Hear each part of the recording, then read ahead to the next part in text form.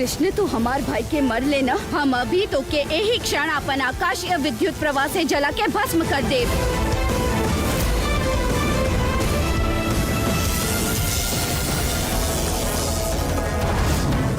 तू अपन शक्ति के दुरुपयोग कर रहल बाड़ू जीवी। तू हमार पिता के हत्या कैले बाड़े, हमार माता के वध कैले बाड़े, हम अबोध के अनाथ बनोले बाड़े तू, हमारा सुर कुल के समाप्त कैले बाड़े तू। छोड़ब ना हम तो के अपन पिता के आत्मा के शांति खातिर तोर प्राण से तर्पण करब हम।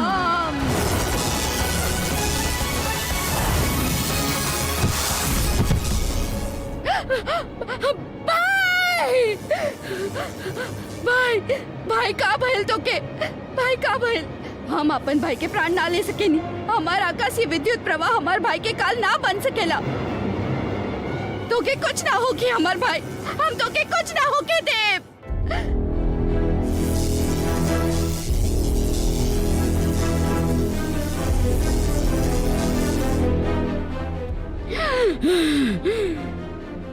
कृष्ण अब त तू अति कर देले बड़, त अब तैयार हो जा तू अपन अंत खातिर।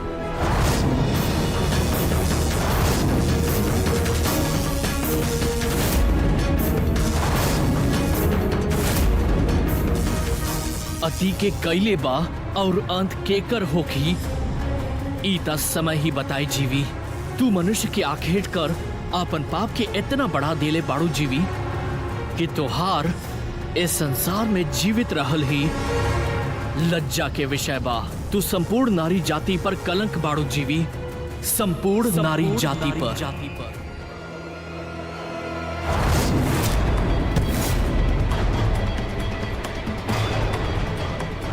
बहन आँख खोला बहन, बहन का भइल बहन, बहन का भइल बहन, बहन बहन आँख खोला बहन। दुष्ट ना दाऊ, मत रोका का नाम के, मार देवे दा हमके इनके रखे, अस्तित्व मिटा देवे दा। ई असुरन के मारे खातिर हमके इससे अच्छा अवसर कबो न मिली। हम सम्मान करत बानी राउर भावना के दाऊ, परंतु ऐसन कहिल उचित ना होगी। असुरन के मारे में अनुचित का हो सकेला? क्रोध त्यागी तब तक कुछ कही कह का कहल चाहत बड़ा? मात्र इतने कि ई दोनों अपना स्वार्थ खातिर पाप के भागी बन ले। अब इस शोक के घड़ी में रहुआ इन पर प्रहार कर पाप काहे करे के चाहत बानी दाऊ? काना सही कह रहल बा बलराम।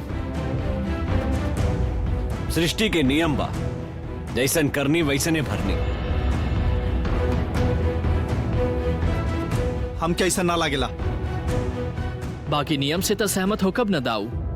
युद्ध शास्त्र के नियम निर्धारित करत समय महाराज मनु स्पष्ट निर्देश देले बाड़े कि युद्ध तैब करे के चाही जब दोनों पक्ष आमने सामने रणभूमि में रण मुद्रा में खड़ा होके निहत्था, असहाय और दुखी पर वार कैल वर्जित बा। हाँ कान्हा, नियम के बंधन बहुत ही बड़ बंधन होखेला कान्हा, बहुत ही बड़।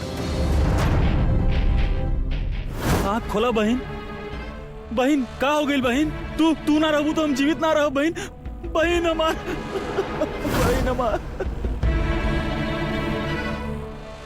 कृष्ण का कर दिला तू हमार शक्तिशाली बहन के?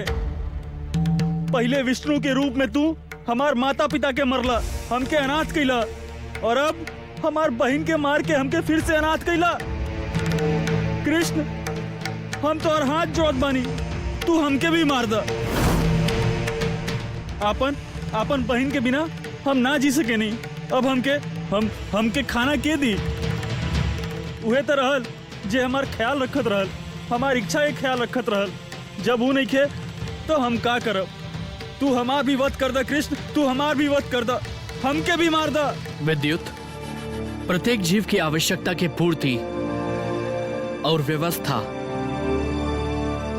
उ विधाता करेले जे सृष्टि के रचयिता भी बाड़े, और उहे पाप और पुण्य के लेखा जोखा भी करेले। हम जानत बानी कृष्ण कि भूख के मिटावे खातिर हम और जीवी बहुत सारा पाप कईनी, और हम तोहसे प्रार्थना करत बानी कि तू हमार पाप के हमके भी दंड द, जैसे हमार माता पिता के दिला, जैसे जीवी के दिला, वैसे हमके भी द कृष्ण, हमके भी द, हमके भी दंड द कृष्ण, हमके भी दंड द।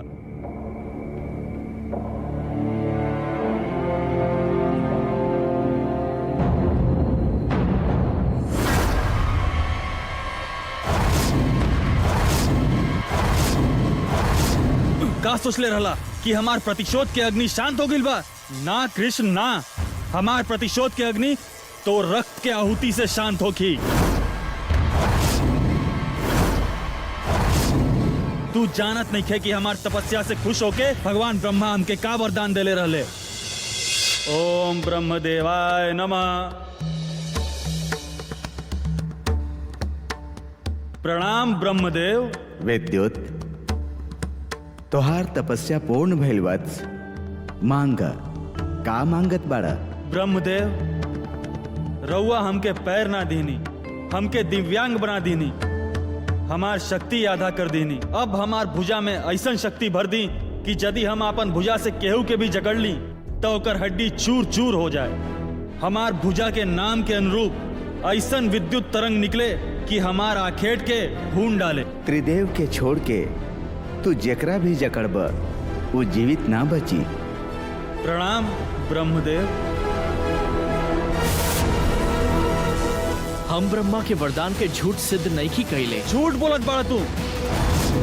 झूठ बोले से कोनो लाभ होखे तब तक झूठ बोली। तू हमार पकड़ से बचे के लाभ लेवे के चाहत बाड़ा, बाकी अब बच ना पैबा तू। हम बचे के लाभ नहीं लेवे के चाहत विद्युत, तो के सत्य से परिचित करावे के चाहत बानी कि तू ब्रह्मा के वरदान के झूठ समझ लिहला। तू सत्य के पाठ हमके मत पढ़ावा कृष्ण।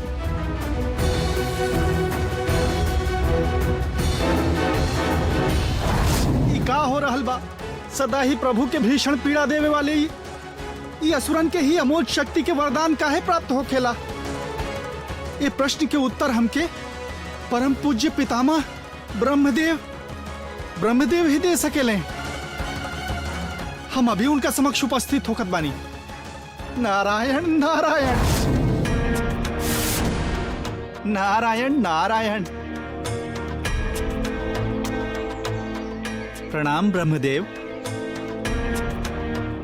हम क्षमा चाहत बानी पितामह, हम राउर ध्यान भंग कैनी, किंतु हम का करी पितामह?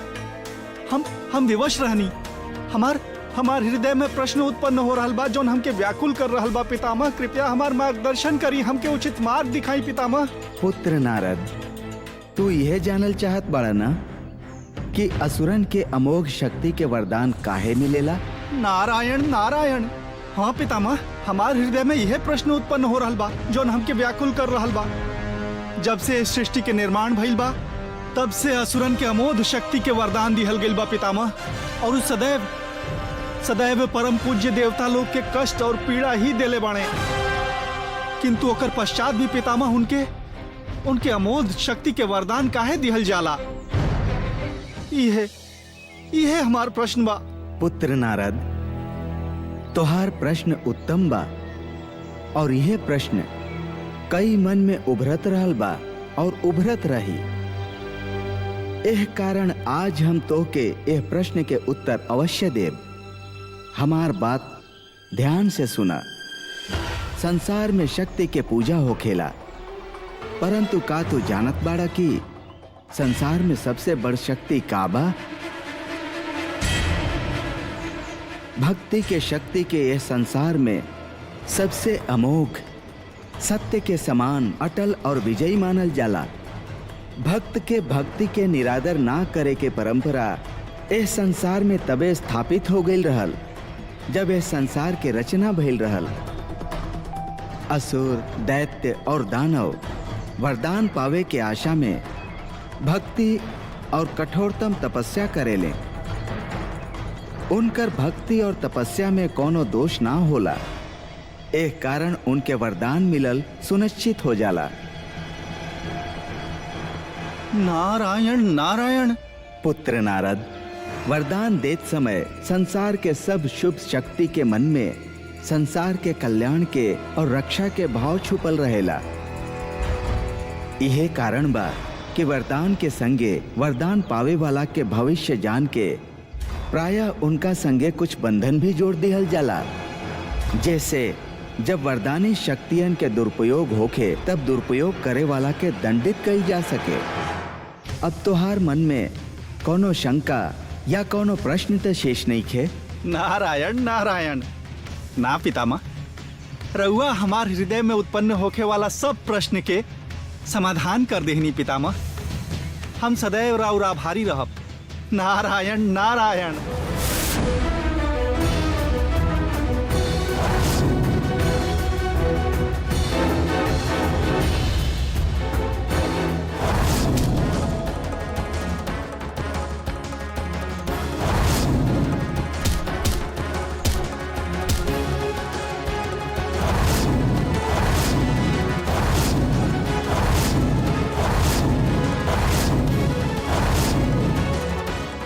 असुरक्षा के भाव जीव खातिर अत्यंत ही घातक होखेला।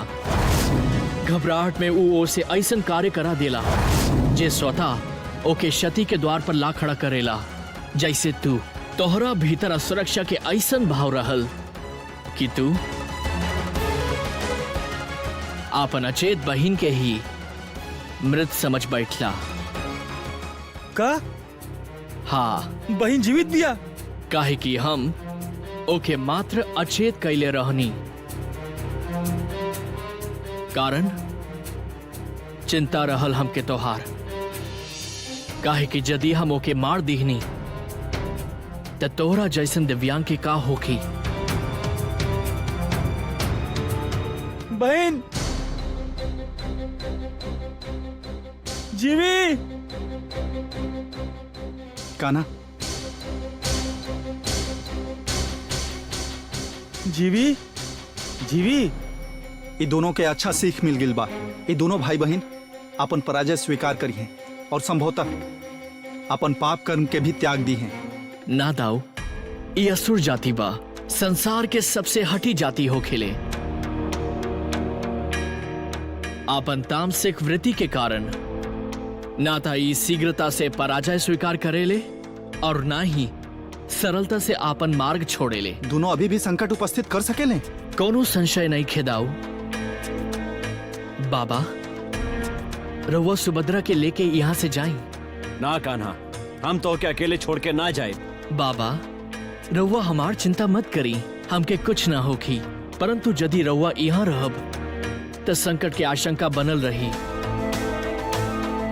और दोसर बात, बड़ा ही कठिनाई से सुभद्रा सुरक्षित बच पाइल बिया। यही से हमार रउआ से निवेदन बा कि रउआ यहाँ से चल जाए। ठीक बा कान्हा, सुभद्रा के जीवन अमूल्य बा, हम जात बानी। अपन ख्याल रखिया। बाबा, हमार शीश पर राउर आशीष के कवच बा और जौन पुत्र के शीश पर आपन माँ पिता के आशीष के कवच और ढाल होखे, ओकर 10 दिशा के संकट भी कुछ न कर सकेला। हमारा आशीष सदैव तोहरा संगे बा। चला सुभद्रा।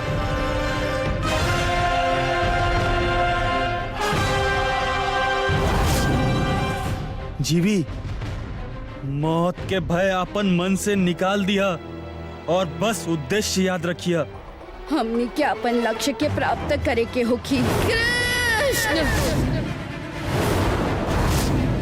कृष्ण, हम तो के जीवित ना छोड़ा।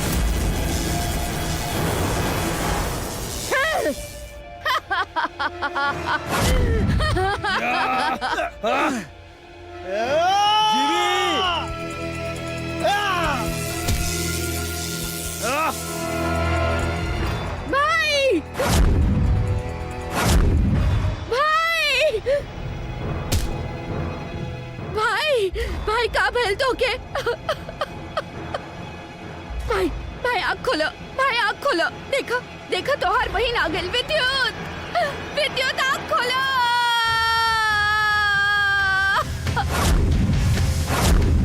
देखो तोहार बहन बोला रहल बिया, भाई तू ऐसे ना जा सकेला। विद्युत उठा, विद्युत।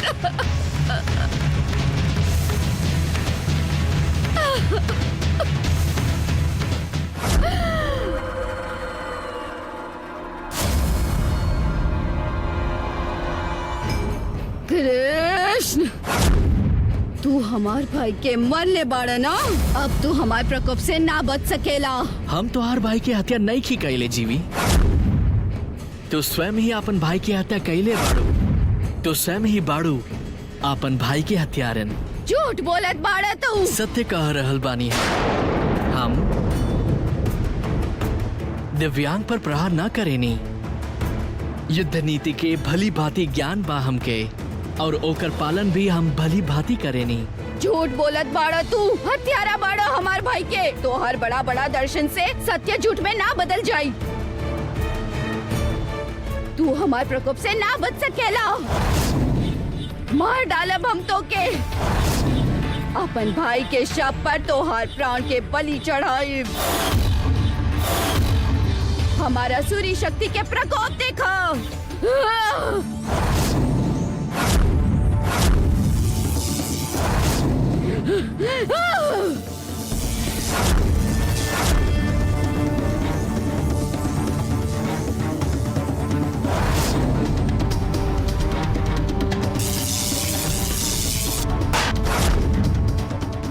तू जीवित ना बचबा कृष्ण।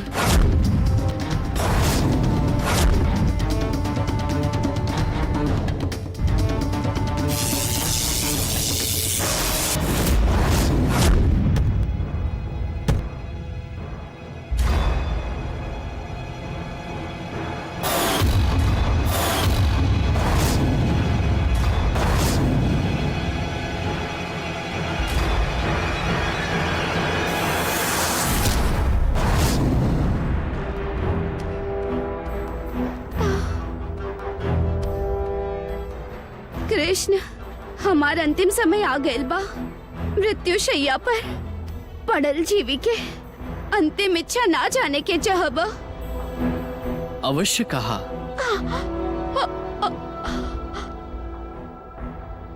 अपन पाप कर्म के कारण हम रउआ के जन्म में ना पा पैनी, परंतु हमके आशीष दी कि अगला जन्म में हम राउर संग पा सकी। ऐसा आशीष दी हमके। हे कृष्ण, ऐसा आशीष दी हमके। जीवन के अंतिम क्षण में तोहार विचार सात्विक हो गई जीवी। तोहार पश्चाताप तोहार सब पाप धो देलस।